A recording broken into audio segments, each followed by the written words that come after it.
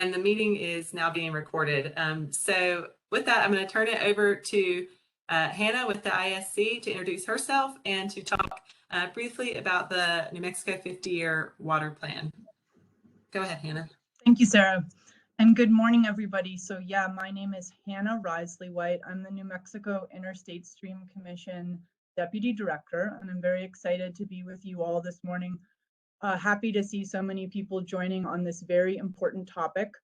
I want to start by thanking the folks at U.S. Army Corps of Engineers for their support. As Sarah just said, they're playing a supporting role to us through a planning assistance to the Great States grant that we obtained. But I also just want to say we have a lot of partners in this project, and hopefully that includes all of you on here today. And that's particularly important because the challenges that we are going to confront related to climate change, specifically our water resources, and otherwise as well, are certainly an all hands on deck kind of challenge. So we're very excited to have you engaged here. And I want to say that we've engaged a number of partners throughout this process. Some of you might have participated in the Water Resources Research Institute conference last week. We're also working with Water Dialogue. We're working pretty closely with other state agencies, gathering their input, particularly Indian Affairs Department, who's convening a tribal water work group to gather input for this process. And very importantly, also the New Mexico Bureau of Geology and Mineral Resources. More on that in a minute. But just to give you all a sense, in case you haven't participated in some of these webinars, about what we're trying to accomplish here, essentially the 50-year water plan is Governor Michelle Lujan Grisham's initiative to help New Mexico and New Mexicans prepare for climate change and climate change impacts, particularly related to our water resources. It's not intended to be a very extensive document. It's intended to be an executive summary level document. So initially we had hoped to keep it to something like 30 to 50 pages. That may be challenging, but something that our decision makers could pick up quickly, or folks who want to have a little understanding of what we're confronting related to climate change in New Mexico could pick up and have a quick idea of what it is that we're looking at here. The components of the plan are listed on this slide. So it also based on the governor's direction. She wanted it to be very much based in science. And so it will provide a summary of current science related to what we expect to see with water resources in New Mexico resulting from climate change over the next 50 years. It then aims to identify where we are more or less resilient. So where are we vulnerable? What do we need to be concerned about and working on? And where are there examples of resilience that we can look to and learn from and replicate elsewhere? And then lastly and importantly, it's making recommendations in terms of next steps. What are the actions we all need to take? So we really see this as a first step towards sort of a springboard towards a lot of action that will need to come out of 50-year water plan at the state level, but also at the local level to confront the challenges that we're facing. Go ahead and go to the next slide, Sarah. Okay, and so there's a number of ways to think through this resilience piece. Some of you may have participated. We just had a series of webinars, and those recorded webinars are posted on our website, as will be these webinars that Army Corps is hosting. So if you missed something and want to hear it again, or you know other people that you think might enjoy listening to them, you can find those on our website. We also posted a number of resilience assessment surveys related to the water use sectors outlined on this slide. So for those of you on the phone, that's agriculture and livestock, public water systems and domestic wells, watersheds and habitat, industrial, commercial, mining and power, and recreation and quality of life. We very much encourage you to participate in those surveys that are on our website. The link is here on this slide. And then also there's a survey associated with this webinar today, which Sarah will talk more about shortly. But basically we looked at thinking about resilience in a number of ways. One of them is to think about it in terms of these water use sectors. The other is to think about it in terms of the climatic regions that the Army Corps is discussing through this series of workshops this week, because each of those 4 climatic regions will experience sort of distinct potential impacts associated with climate change. And Sarah's going to talk more about that later. Go ahead to the next slide, Sarah. And then to give you a sense of where we are in the process here, this has been a fairly condensed timeline to pull off this 50-year water plan. So we really started with the science foundation piece, and that was working with the New Mexico Bureau of Geology and Mineral Resources.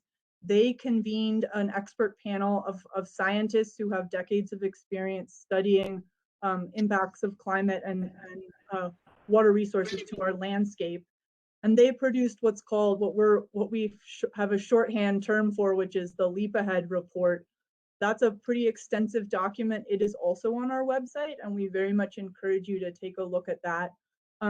That document is not the 50-year water plan, but it will be included in the appendix of the plan, and the conclusions reached by that expert panel are summarized in the plan.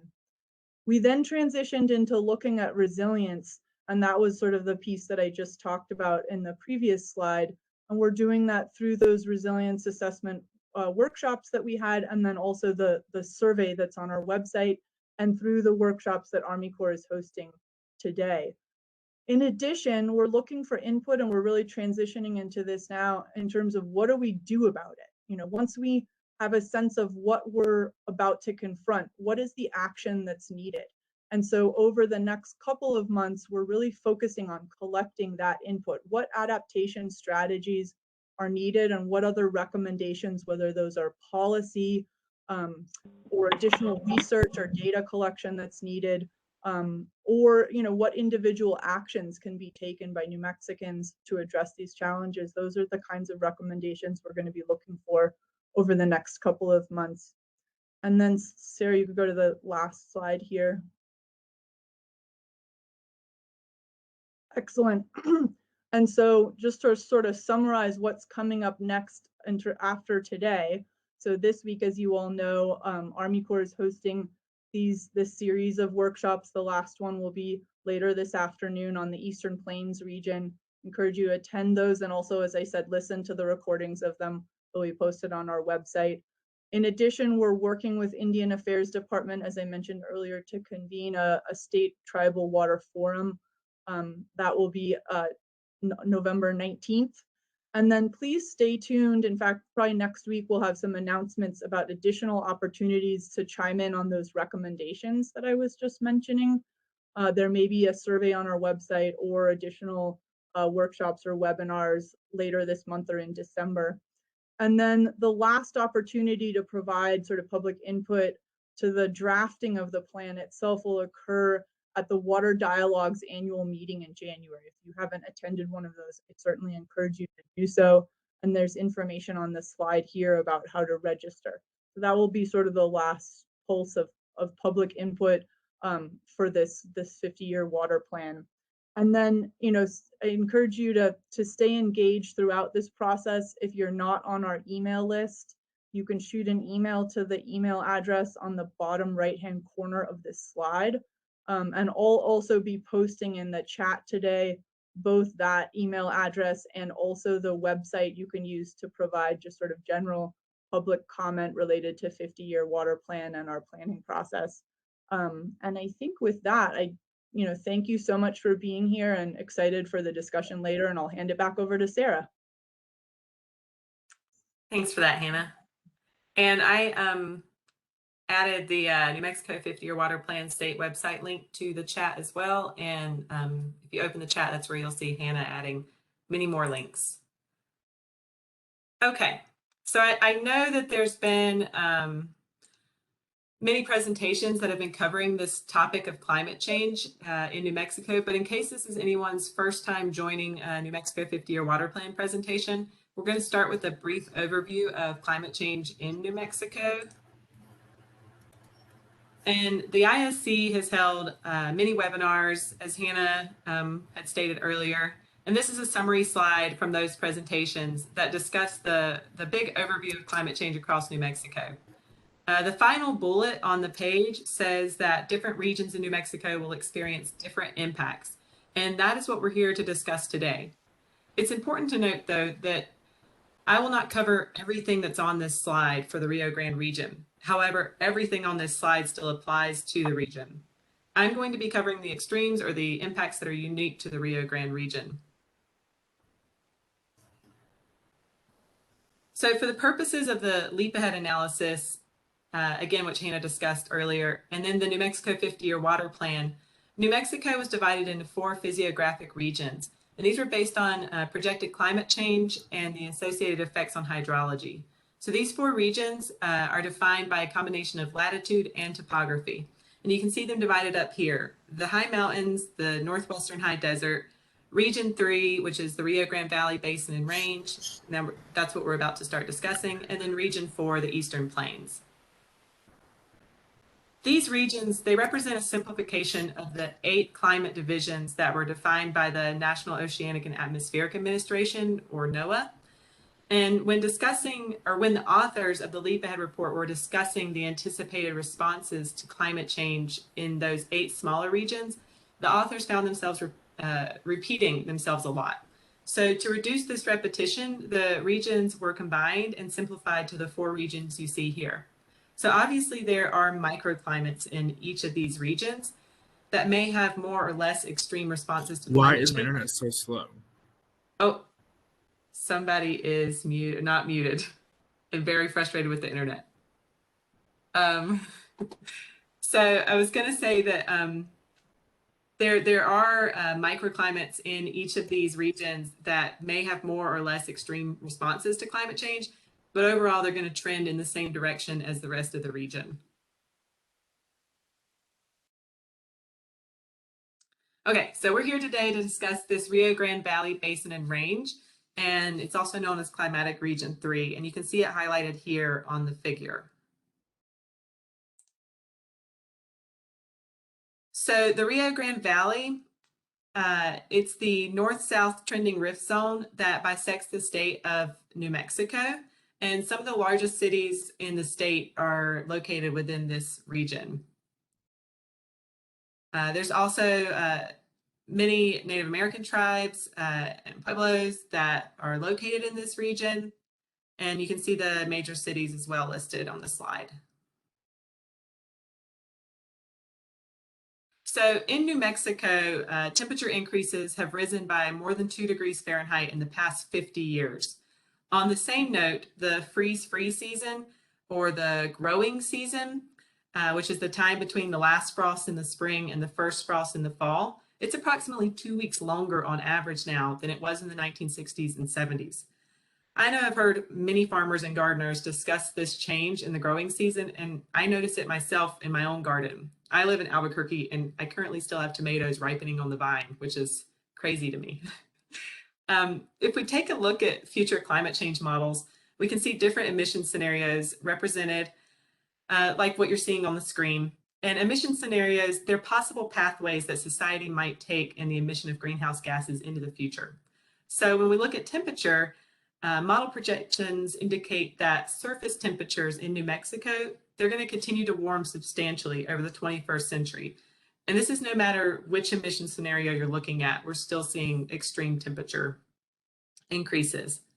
So overall, this projected temperature increase is going to look something like the climate of Albuquerque at the end of the 21st century, being similar to 20th century climate of El Paso. So both locations receive roughly the same amount of precipitation, but El Paso, Texas is considerably warmer. Let's think about what that would look like for ecosystems. You can compare the vegetation now growing in the Sandia Mountains near Albuquerque with what grows in the Franklin Mountains outside of El Paso. So these temperature increases across the state, they're going to have cascading effects.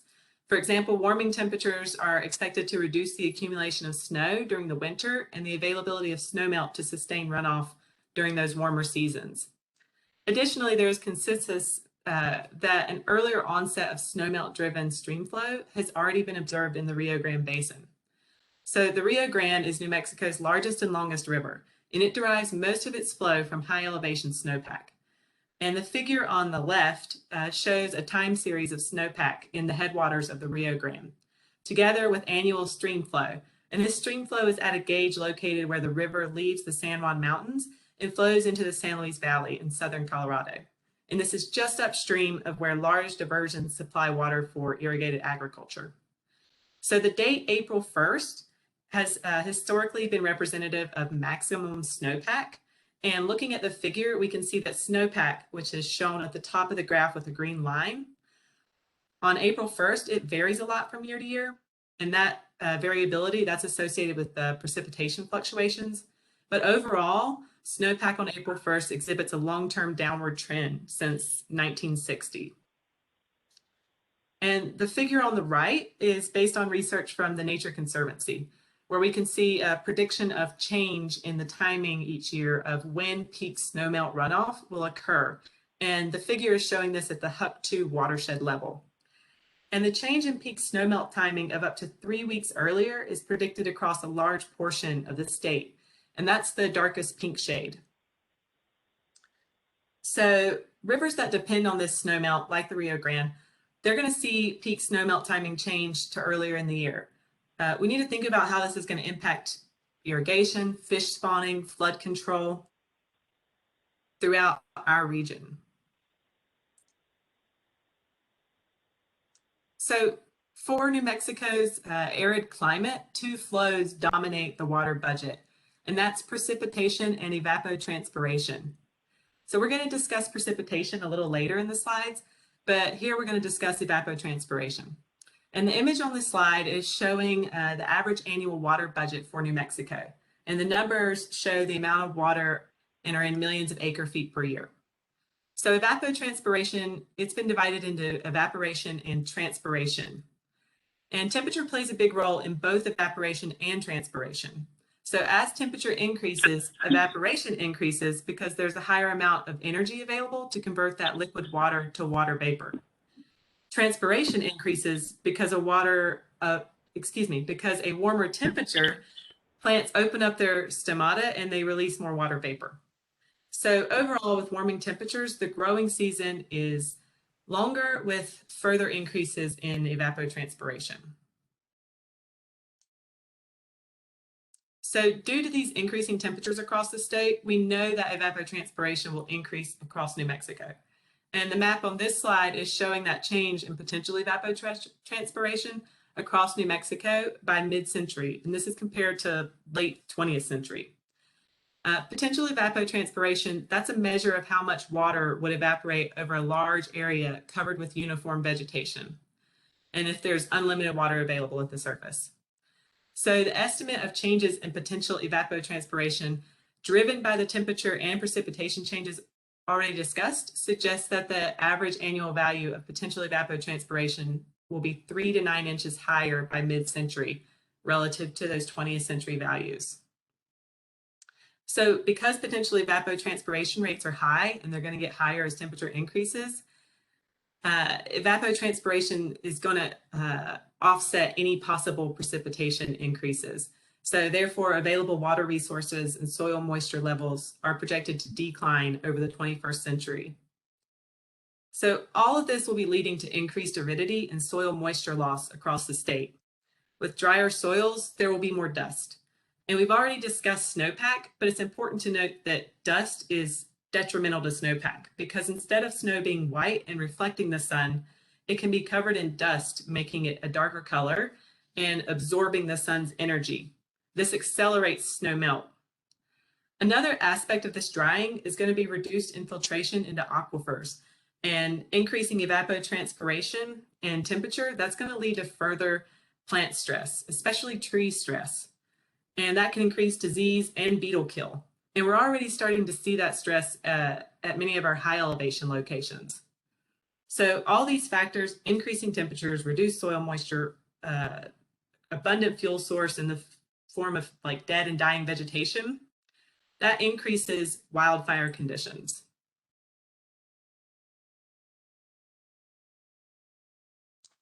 So let's talk a little bit more about these higher temperatures and evapotranspiration.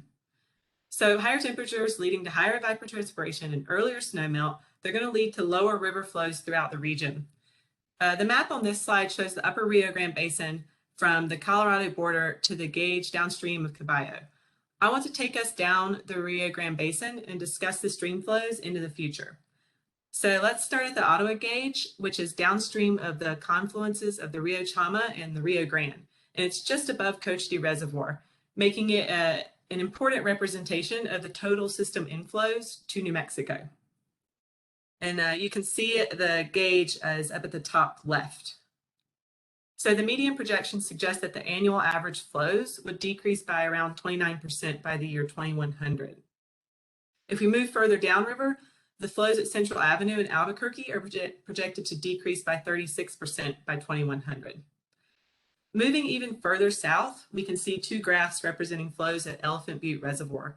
Elephant Butte Reservoir, under both the base case scenario, which is on the left, and that's in which current operations are assumed, as well as there's the compact compliance scenario, which is on the right, and that's assumed that New Mexico takes management actions and, for example, reduces agriculture area to ensure that compliance under the Rio Grande Compact is occurring.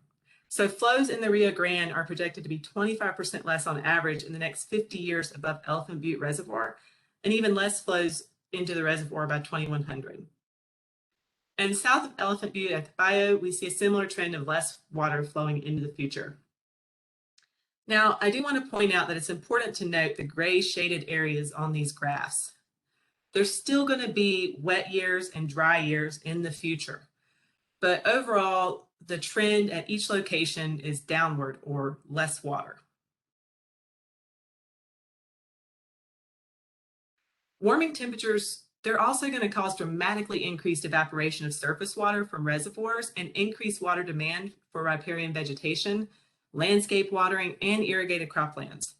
So open water evaporation, like from a reservoir, those increase with temperature more strongly than on-land evapotranspiration. With an increase in average daily maximum temperatures of 5 degrees, as is likely over the next 50 years, Elephant Butte could experience an additional 2 feet of annual evaporative loss. This would constitute a stunning 30% increase in evaporative water loss over the present day rate, impacting the available water that could be used below Elephant Butte Reservoir. So higher temperatures, increased evapotranspiration, lower river flows, etc., all of this, it's going to lead to drier soils, and there will be more dust. And we've already discussed what that does for snowpack and snowmelt. And again, we've also stressed what this will do to plants. We could have widespread loss of large trees. And all of these factors, again, will increase wildfire conditions across the state. And wildfires that burn in canyons that are a part of the tributaries flowing into the Rio Grande Basin, they've already been shown to increase the sediment flowing into the system for years after a fire. Now, to wrap up this discussion on climate change, I want to discuss precipitation a bit. Because despite recent drought years, New Mexico's historic precipitation trends, they're highly variable. Even when considering seasonality, there's been no significant historic trends in precipitation. And in New Mexico, precipitation is highly influenced by the natural fluctuations of the Pacific Ocean temperatures, like the El Nino cycle, and land surface heating during the summer. We all know the importance of the North American monsoon season and how it brings much needed rain to the region. However, what drives the strength and intensity of the North American monsoon rain is not well understood. I do want to note, though, that it's been widely documented around the world that increases in atmospheric temperatures have resulted in extreme rainfall event increases. But again, how that's going to impact the monsoon region here in North America, that part is not well understood. So if we look at future model projections for precipitation on an annual statewide basis, we don't see a clear and significant trend. However, if we divide it by seasons, like we've done, or like what's been done here on this figure, we begin to see trends in future precipitation. So when you're looking at this figure on the slide, darker green is increasing precipitation and darker brown is decreasing precipitation. The winter frontal systems moving eastward off the Pacific Ocean, those tend to track further north on average. So the southern part of the state exhibits a tendency toward less precipitation, while the northern mountains tend to receive somewhat more precipitation. And this sounds like it would be a win for snowpack, but due to increased temperatures, more precipitation in the winter is going to fall as rain compared to historic precipitation trends. And the snowpack is already going to have an uphill battle against evapotranspiration increases, drier springs, and increased dust from across the state. So on the top right, you'll see the spring season, and this exhibits a general statewide drying trend. And for much of the state, spring is already the driest season of the year, so the trend towards less spring precipitation combined with hotter temperatures, that represents a clear trend toward aridity. Summer precipitation is shown on the bottom left, and that includes a trend towards stronger monsoon precipitation in the southwest corner of the state, combined with a trend towards less precipitation in the northeast. That northeast less precipitation, that's part of a more general geographical trend towards drier summers in central North America. The autumn precipitation averaged is generally small. There's some tendency for increasing precipitation in the southwest, and really though, it's fairly small across the state. I do want to note though that we are seeing the monsoon season shift towards later dates, both in terms of its beginning and its end. So now I want to open up the discussion and turn it over to you guys on the call and ask, what does all this mean for the human connection with water in the Rio Grande Valley Basin and Range? So please feel free to chat in responses or to come off mute. Also, you can raise your hand and I'll be able to call on you if you'd like to discuss anything. I'll just go ahead and go ahead.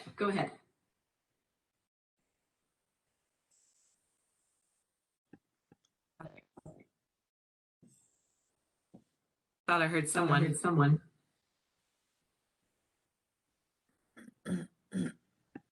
Hear myself.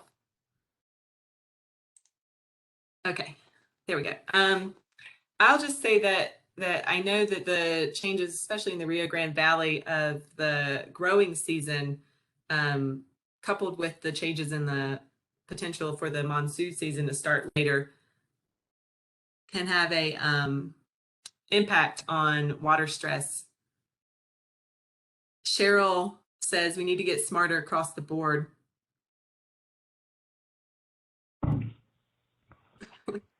How is this going to impact agriculture all across the state? Did you say how? Yes, ma'am. So I think that, again, it's cascading impacts. So from the high mountain region having less snowfall, and Hannah can also respond to this, and then that trickling down to the lower valleys on top of this higher evapotranspiration stressing plants.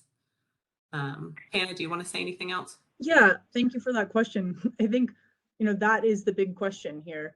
I think what we're seeing, and we're just, working on writing this report right now, but certainly that for agriculture, there's going to be an expected increase in demand. So in order to grow the same crop that you're growing now into the future, you're going to need more water. And that's because of that increase in ET that Sarah was talking about in the presentation of evapotranspiration. Both an increase in ET and an increase in the length of the growing season, which Sarah also mentioned. And so, to the extent that folks are limited by their current water rights in terms of, how much water they can divert, that may increasingly be not enough to meet that increasing demand. And so I expect that we're gonna, across the state be entering a situation in which there is the potential for increased conflict amongst water users, potentially the increase for, priority administration from the state of New Mexico, or implementation of either active water resource management statute or shortage sharing agreements within individual communities to figure out how to deal with the potential scarcities ahead. So that's how I would answer it. And I think, I really would encourage us, and this is part of why it's good to have these conversations with everyone, to start sort of laying the groundwork for collaborative solutions, rather than expend a lot of resources in costly litigation as we enter into scarcity. And so doing that work now of planning ahead with your community about how you would handle a shortage in your area, in a way that may be more beneficial to your community than, say, priority administration, would be wise. And one of the things we've been having some conversations about is how do we, um, provide potentially resources to folks coming out of this 50-year water planning process to do that in your communities, to get together with your neighbors in your community. Or let's say you're a domestic water user and just in your home and you depend on a public water system. How are the water sources in your area that provide water to your home? Is that being regionalized to think through, how to wisely use the resources in your specific geographic area? So certainly lots to think about, and lots of work to do coming out of this planning process. And we hope that this plan will be a call to action for folks to start working on those things. So I hope that answered your question. It's probably the impacts to ag will be different depending on what part of the state you're in, but that's part of why we appreciated Army Corps pulling together this information about these 4 regions that will have similar responses to climate change. Thank you. Thanks, Hey, Hannah. Hannah. We've got some comments on the chat here. Mark is asking, what does this mean for municipal water supplies, and will we see greater restrictions? And I think I'll take the first shot at that. And certainly the all water, as you can see from this slide, if we're showing Rio Grande projected to be 25 or less on average of flows, that means for all uses there'll be less water to go around. And then I think that's the point of this 50-year water plan, is to solicit and to provide some of those measures, or what are those resilience methods to make communities and other places resilient to this more demand on water in the future.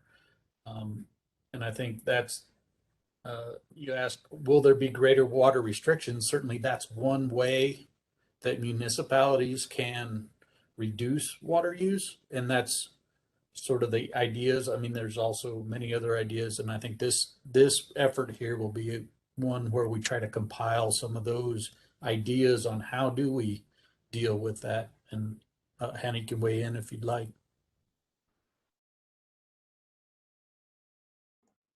No, I think that's helpful, Mark, and definitely I think a lot for all of us to think about, and then, as I said, sort of work in your local community to identify solutions that make sense for your area. And I think just jumping ahead, on that same in the same vein, Jack asked, how will this impact aquifers, as far as the shallow aquifers that depend on that river for recharge. If there's less surface water across the state, there'll be less water going into those shallow aquifers, and then but the more demand on water, even those fossil aquifers, that demand will be offset by some of those aquifers, so there'll be more demand for all that water as well. I think that's primarily what we're seeing or projecting, that will be the primary demands on that groundwater.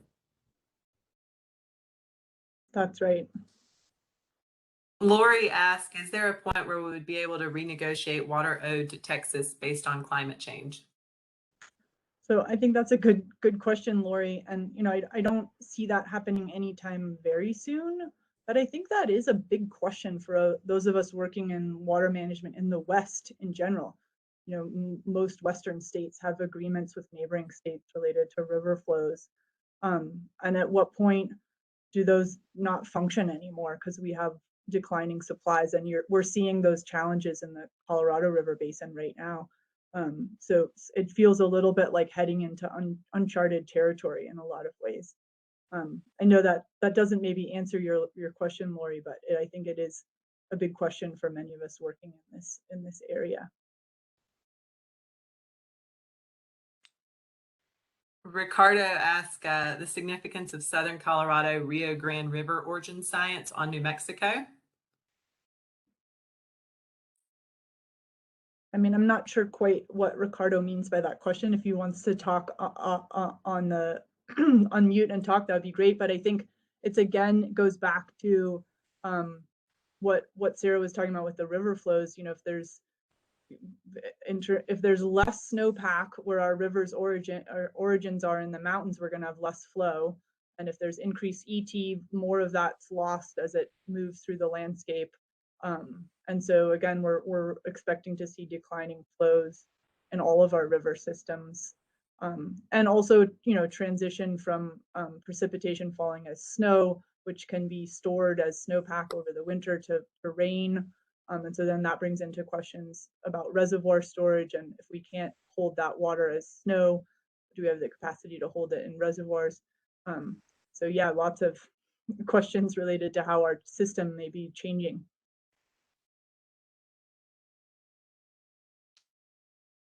And Kurt says, must we shut down agriculture or evacuate Las Cruces? It's a dramatic question, Kurt, but I do, you know, we are looking at significant shortages. So there's going to be a lot of decisions to be made in terms of how we prioritize the water that we do have. And, you know, hopefully create some smart systems to deal with those problems. My calculations indicate, this is based on OSE water reports, is that the Mesilla Basin, which is the principal water source for both domestic and agricultural uses, is going to go bone dry in 50 or 60 years unless things get worse. Right. And, you know, I think, Kurt, that's why I sort of said earlier, hopefully this plan will be a call to action, because for the extent that we're depleting aquifers, you know, mining those aquifers such that the withdrawals from them are greater than the recharge reaching them, we will run out of water. So how do we not wait until the last minute to deal with that problem? And I think there's, you know, certainly lots of challenges ahead, but lots of smart people. And one of the things that's been inspiring to me, even just working on this 50-year water plan, is there's a lot of smart people out there thinking about this and trying to find solutions. So how do we be proactive to do that and lay the groundwork for things that may work and to address some of these challenges?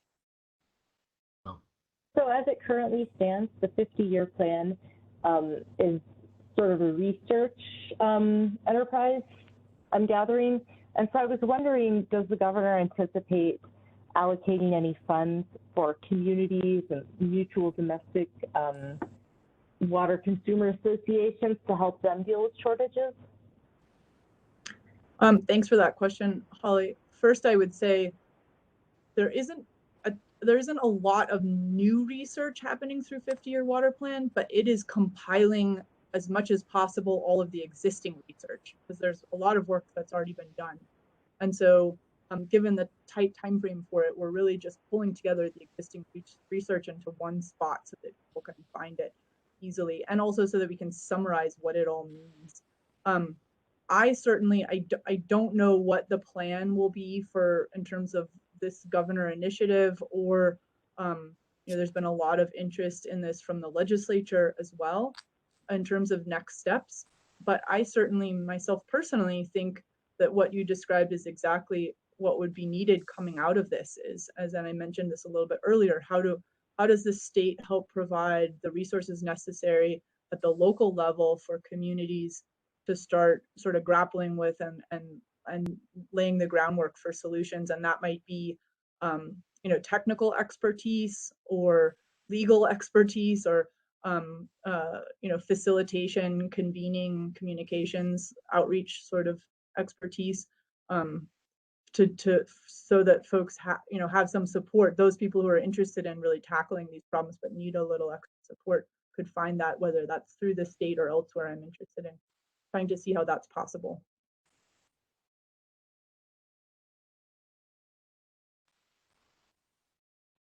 there's been a lot of chat back and forth in the chat. So I'm trying to go back up and make sure we haven't missed anything.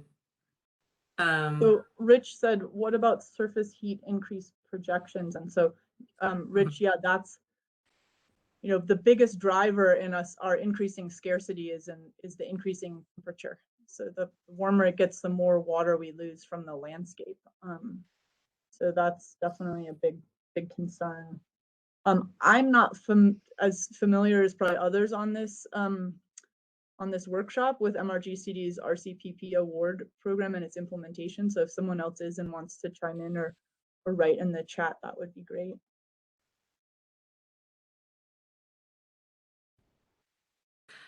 Sunny's question is answered a little bit further down, but I don't know if you want to address it, Hannah. The promising ideas of technology to reduce evaporation in reservoirs. Yeah, I've seen some of those covers, like in California, those black balls or whatever they have floating out there. There has been discussion about that in New Mexico, but I don't know that there's been any momentum in terms of any one of those solutions. And if someone else knows otherwise and wants to chime in, please go for it. Because certainly we're going to lose a lot more water from our reservoirs to ET, and that's definitely a concern. Yeah, down below in the chat, Kurt Anderson also offers a few more answers that are to that point. Jim has a good comment here that reuse is the key for municipalities. More federal, state, and local money should be allocated for improved technologies and implementation. I think Hannah touched on that earlier with a comment that this New Mexico 50-year water plan is looking for that kind of input. That's what we want to put in this water plan and encourage across the board. Having dealt with mutual domestic water consumer associations to a limited extent, my take is that another kind of perhaps overlooked need in the system is the fact that a lot of these associations are run by volunteers, and a lot of those volunteers are getting old, and so there's actually not a lot of support for administering those administrations that provide water for communities on a local level. So that might be another area for funding. Thank you for that, Holly. Before we continue with this discussion, I want to be cognizant of everyone's time. And I know that some people will have to get off at the top of the hour, but I do want to continue the discussion. But prior to that, I want to say that there is this climatic region survey where you can continue to offer input. It is, all you have to add is your zip code. And then it's a very short 8-question survey with the big one down here, question 8, where you can type in your answers or your responses. Please plan to try and take the survey. I will put the link for the survey in the chat. And with that, I'm going to continue with our discussion. And Hannah, I don't know if you can start with one of the next questions on the chat. I'm going to look for the link right now. Sure. There's been a couple questions about the Supreme Court case, and so obviously we're in the middle of that. I think you all are familiar with the lower Rio Grande litigation that's currently at trial. In fact, I'm paying attention to who's testifying today so that I can pop over and listen to that. So I think that I can't update much because that's still very much in process, although I don't know that I would agree with Kurt that the special master has sided with Texas's claim. I think so far he's agreed with New Mexico in terms of the allocation between the states. But again, it's still in process, so it's a little bit hard to read the tea leaves there.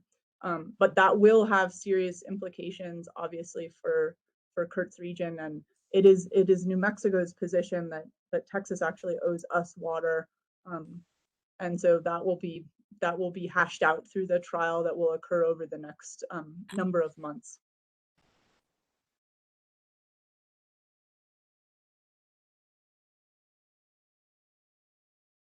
There's a question. Oh, go ahead. Yeah, there's so many questions. I'm not keeping up with them. You know, Bob Wesley, thanks for your question about shortage sharing agreements. I think that's where we need to be thinking exactly, is how do we figure that out? And with some of those significant users that you just mentioned, that's a huge task.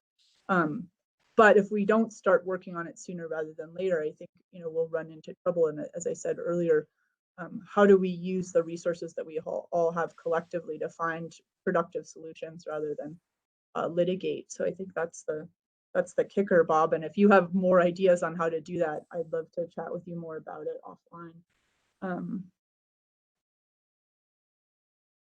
Donald offers the following comment. In California, the cities are assisting farmers with leveling fields and installing drip in exchange for saving water. Win-win. And David also offers irrigation of crops and orchards along the Rio Grande will continue to lower the groundwater table and increase the disconnect between river water and groundwater.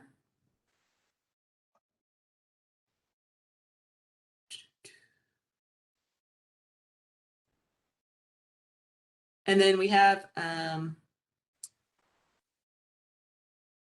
have a question. I don't think anybody else can see it. From E. Rich, that hydrology is well known and appreciate the presentations. All is for naught if the surface temperature is say 120 to 130 degrees. That's never discussed, and we do not want to discuss it here. Understanding the Corps is not NOAA, it just seems like maybe we should bring it up. So I think that we did talk a little bit about that increased surface temperature. Hannah, you addressed that, I think. Maybe behind in my chat.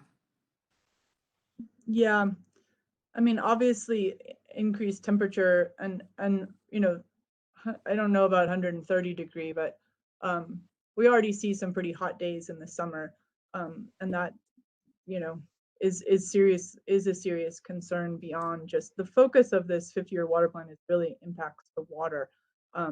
But there are lots of other, it's been hard to contain it because there's so many other concerns here. And certainly, you know, much higher temperatures, particularly in the southern part of the state, will have impacts in terms of quality of life and energy demands for air conditioning, and for folks who don't have air conditioning, health concerns clearly. So I think that's yeah, and that increase in energy demands and air conditioning, you can also think of an increase in water needs for evaporative coolers for the many people who have evaporative coolers on their home. So Ben had Go a ahead. question. Ben had a question about growing concerns. Will the agencies be specifically consulting with tribes? And I think a lot of there is a parallel and I think directed coordination with the tribes going on as part of this 50-year water plan to again gather information on existing resilience and ways to become more resilient given these impacts. But yes, thanks, Mark, for that, and thanks, Ben, for that question. Certainly, Office of the State Engineer and our tribal liaison has reached out to tribes, pueblos, and nations individually, but then also Lori Wiaki, who's on here today, is working with Indian Affairs Department to convene a tribal water work group specifically to provide input to this plan. And for those of you here today who participate in that group, thank you so much for your participation. It's really important. We look forward to engaging with you at the forum on the 19th and hope you continue to stay engaged and are very much open to and wanting to have, you know, consultation or individual meetings with any tribal leadership across the state that would like to talk more in detail about this plan. Mark, this is Myron Armijo. Can you hear me? Yes. Oh, good, Myron, you're on. Hi, Anna. Yeah, I was going Hi. to tell you good morning earlier, but I was trying to get on the chat. But anyway, Mark, yes, Hannah's correct. We have a pretty good team of people who are working on this 50-year water plan, including Indian Affairs. And Hannah also mentioned Ms. Lori Wiaki, who is the point person on working with the tribes, and plus myself and former Governor James Mountain, and the outreach to the tribes, pueblos, and nations on this matter. I think that we will have a good outcome from that. There is a forum being planned for the tribes, pueblos, and nations coming up here shortly. So yes, Mark, the outreach is there. And again, I'm going to say we have a pretty good team working on this issue. Thank you. Thanks, Byron. You're welcome, Hannah. There's a really good question too from Mark in here. How do us as individuals not associated with an organization help out? And I think that's part of what we're hoping to include in the recommendations section of this plan is, both as I mentioned earlier, recommendations for the state itself, but also for local communities, community leaders, and then individuals. What are some things that individuals can do? And I think for now, obviously, stay engaged in this 50-year water planning process if you can. And then to the extent that we can all learn more about the resources that we depend on and the available data related to them, that's a really good start. So many people don't know where the water comes from when they turn the tap at their house. So just having some increased awareness is certainly a really good step. Yeah, I want to catch Marion's question. Do you have any projections of how these trends will impact the size of the population we can support?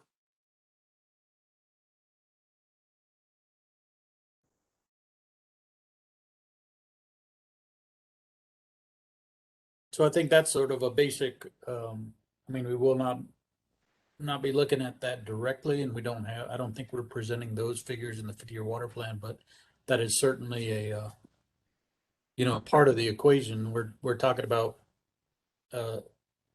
with climate change, we have less availability of water and higher demands. That population growth obviously represents that demand on the municipal side.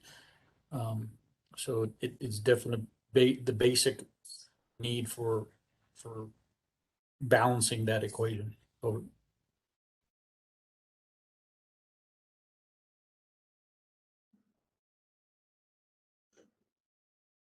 Stephanie, comment. Oh, go ahead. I was just going to say, can I jump in just for a moment? I think I'm the only state representative on the Zoom, but we discussed water at a number of interim legislative hearings this summer, and there was a group of legislators. I was not part of this group, but there was a group that said our big problem in New Mexico is jobs. As long as we keep people working, the way we'll solve the water problem is to haul it in. And is that even a viable kind of a solution to what we're facing in terms of climate warming and its impact on our water?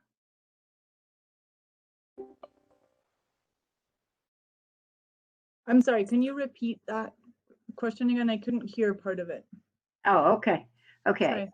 Well, first of all, I want to thank you all for this presentation, but at interim legislative committee meetings this summer, there were a number of discussions about water.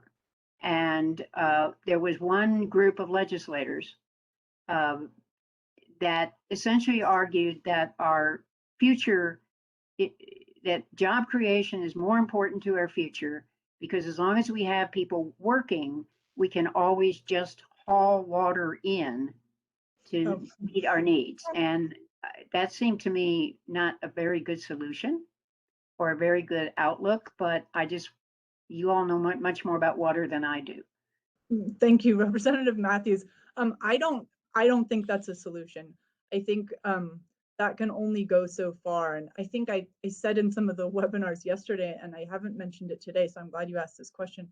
So far in the responses that we've received in the resilience assessment survey with regard to how to, find solutions, we've had a lot of people talk about identifying additional supply, whether that's through hauling water as you're describing, or the perpetual discussion about building a pipeline from the Mississippi or something. And I think those solutions really only will go so far. They can help in a pinch. If a community has a well that's run dry, we can haul water in. But in terms of, as you're saying, jobs and continuing maybe population growth or economic development, it doesn't seem realistic to me that we're going to source that with additional sources of supply. I think we're really going to start having to look at conservation. I don't see any way around that. And maybe it's an all of the above approach. But certainly just thinking that we can haul in water to solve these problems, I don't think is realistic. But I'd welcome anyone else here to comment on that as well. And thank you for that question. Yeah, certainly the whole range of, there's not going to be one silver bullet. There'll be a whole range of potential ways to reduce demand and to increase, if we can increase supply, that's great. But I think the lower hanging fruit is that adjustment to that demand side. Yep, thank you. Steffi has a few comments in here. I'm going to start with the first one. We have to solve the underlying problem, which means partially massive investments in renewable energy and ramping down fossil fuels. Otherwise, everything we do now will be a waste for the future generations. Hannah, do you want to discuss how the New Mexico 50-year water plan? Yeah, I mean, I think just to say, I think and I sort of said this earlier, this plan is really going to focus on water resources and impacts with water resources specifically. That doesn't mean that comment or suggestion isn't important. I mean, I think we need to be thinking about what's causing this and how do we stop that or slow it to the greatest extent possible. But in terms of expectation setting for you all with this plan, the plan is really focused on water specifically. That doesn't mean we won't comment on the need to address climate change in general, but certainly, yeah. I mean, this is a significant challenge that we as a species are facing, right? And so, how do we confront that together? Hannah, can I say something? This is Myron. Yeah, please, Myron. Representative Matthews, this is Myron Armijo, Tribal Liaison at the State Engineer's Office. Representative, I've seen firsthand on the issue of water hauling. The Navajo Nation does that a lot in their in their lands. I've seen firsthand the nation's people come into Gallup at a place where the nation's people put in a quarter for 35 gallons. They bring their plastic containers, huge containers in the back of their trucks. We've been out into the Navajo Nation, to the communities out there, and they're hauling water from long distances. So they've been doing this for a long, long time. However, we do have the Navajo Gallup water supply pipeline, which is going to help immensely. And then on the east side of the Navajo Nation along 550, we have the Cutter Lateral, which is also going to help communities in that area. But it's not a solution. It's not a solution to haul water for any community, whether it's non-Indian or tribal pueblos or nations. That's not a viable solution. We should strive to at least provide water to the households if we can. It's going to cost a lot of money. I've got a funny story, if I can talk about it a little bit. I saw two ladies they were from the Michigan area during one of the legislative sessions, and they were looking around. I think they were kind of lost. They were looking for the Capitol. I said, ladies, can I help you? And they said, we're looking for the Capitol. I said, it's right here in front of you. There's a lot of art in there. We're having a legislative session. Please come on in and take a look. And I said, by the way, where are you from, ladies? And they go from the Michigan area. And I said, well, such a deal I have for both of you ladies. Can we bring some of your water from the lakes down to New Mexico? And boy, that was the wrong thing to say to those two ladies. They said, no, we are not sharing our water with anyone. Okay, thank you, ladies. Have a great day. But yes, hauling waters is in a pinch, like Hannah said, a solution temporarily, but not a long-term solution. Thank you, Representative. Thank you for that, Myron. I really appreciate that.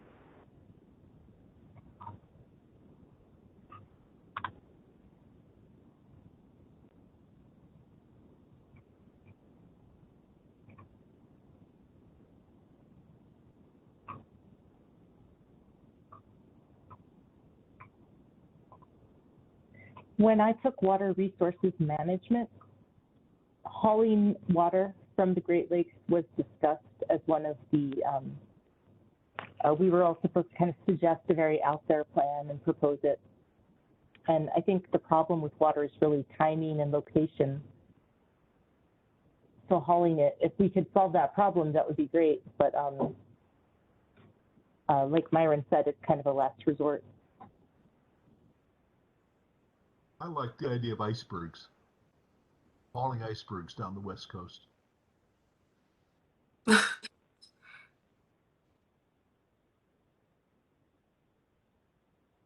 As someone just pointed out, the icebergs are disappearing.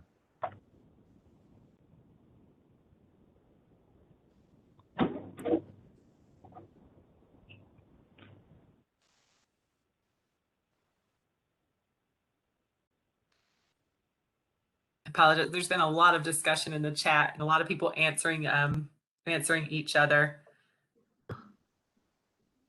Well, the chat is sometimes the best part.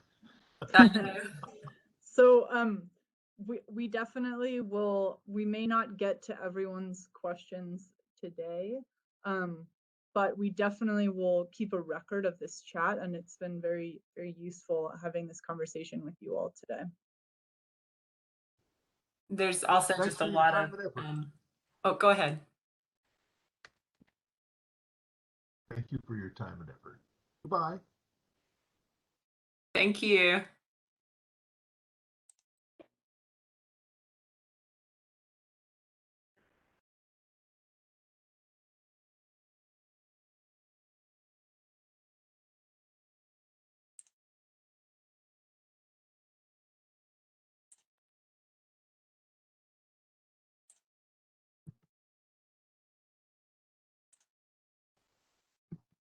Sarah, did we lose you?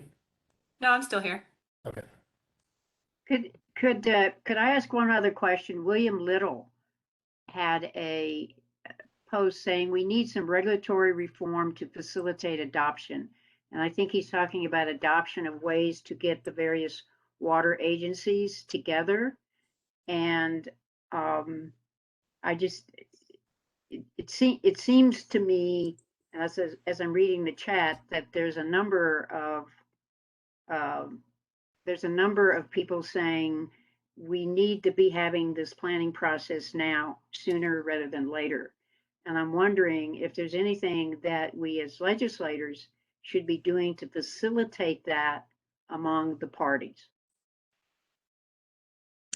Well, thank you, Representative Matthews, for that question. And I'm also really pleased for your participation today. So I wish that there were more elected officials on. I think this is a super important topic. I think you having conversations with your fellow legislators would be critical. I think, you know, obviously, I think some resources are going to be needed in terms of, as you said, bringing the agencies together and then bringing communities together. To sort of do what I was saying earlier, sort of start the planning process now of how do we find, you know, build collectively solutions rather than end up fighting each other when the scarcity hits. And I couldn't agree with you more. Now is the time to be doing that. And so I think by you having conversations with your constituents and your fellow legislators, and then you all working to support, you know, resources for this effort, certainly would be valuable. Thank you for that. It would be helpful to me. I'm not a water expert, but I'm very interested in environmental issues, and water is a particular issue because I grow things, and I think agriculture is really incredibly important, and the soil and the land and so forth.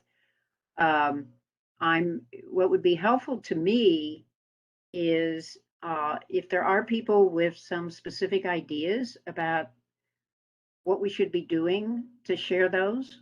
You can send them to my legislative email. We're getting ready for the 30-day. I don't know that there's much time to do too much in that. But looking forward to the next 60-day in 2023, it would seem to me that starting to sort of put all hands on deck and talking about where are some things that we could start to really look at to change and facilitate this, that would be a reasonable goal. But we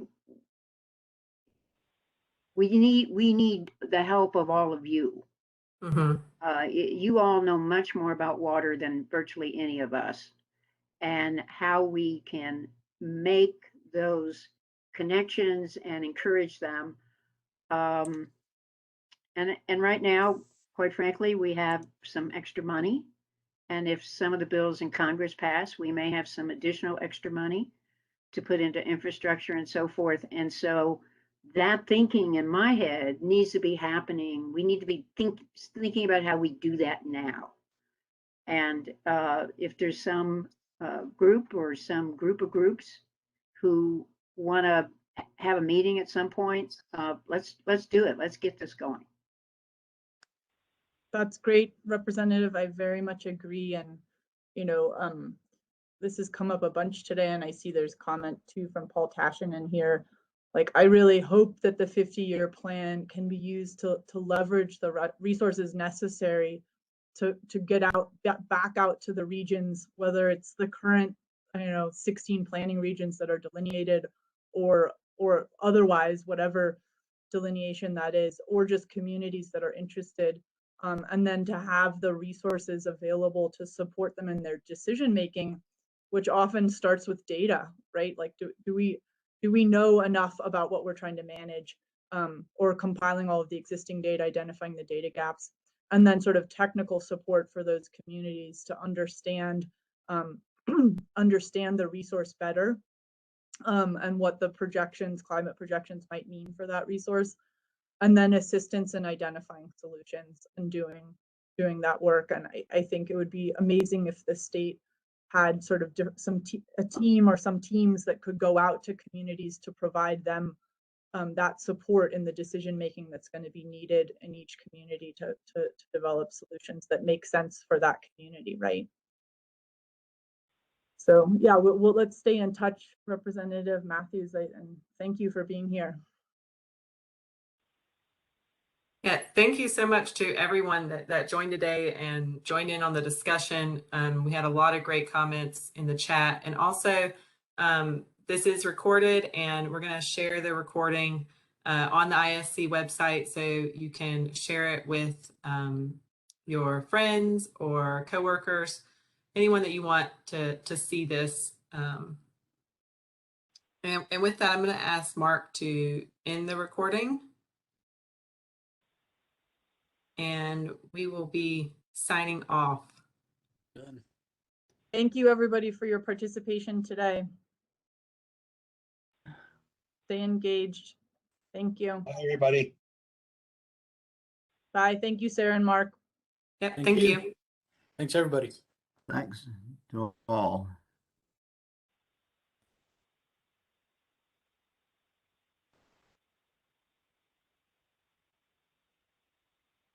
All right, sir, I'm going to shut off the WebEx. Okay.